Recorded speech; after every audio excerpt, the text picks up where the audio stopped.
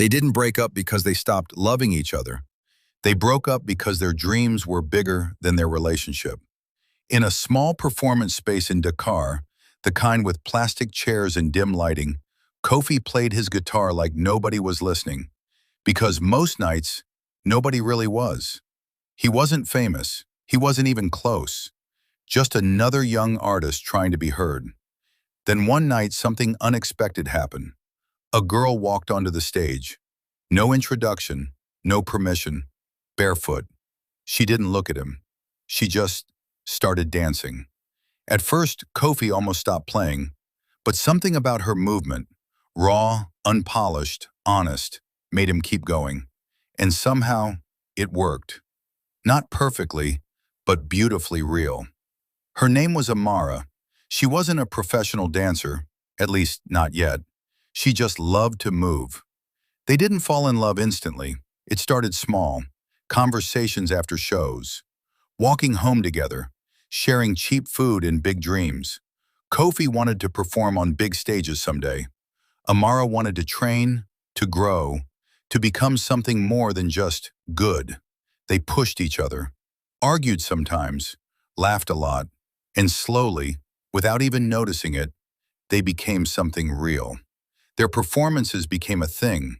People started coming back just to see them, not because they were perfect, but because they were honest. When Kofi played, Amara felt it. When Amara danced, Kofi followed. It wasn't rehearsed, it was connection. And for a while, that felt like enough. Then life changed. Kofi got an opportunity to tour with a rising artist. It wasn't glamorous, but it was a step forward, a real one. Around the same time, Amara got accepted into a dance program in Europe. 1 year, intense training, a chance to become everything she dreamed of. They were happy for each other, but something felt off, because deep down they both knew this wasn't just about opportunity, it was about distance, time, change. There was no big fight, no dramatic scene, just two people sitting quietly trying to be honest. "I can't miss this," Amara said. Kofi nodded. "I know. I don't want to lose you." That was the hardest part, because he felt the same way. But love wasn't the problem. Timing was. "We're not choosing each other right now," Kofi said softly. "And that's okay, even if it hurts."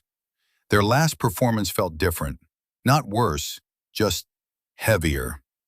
Every note meant something. Every movement carried emotion. The audience clapped like always. They had no idea that this was the last time.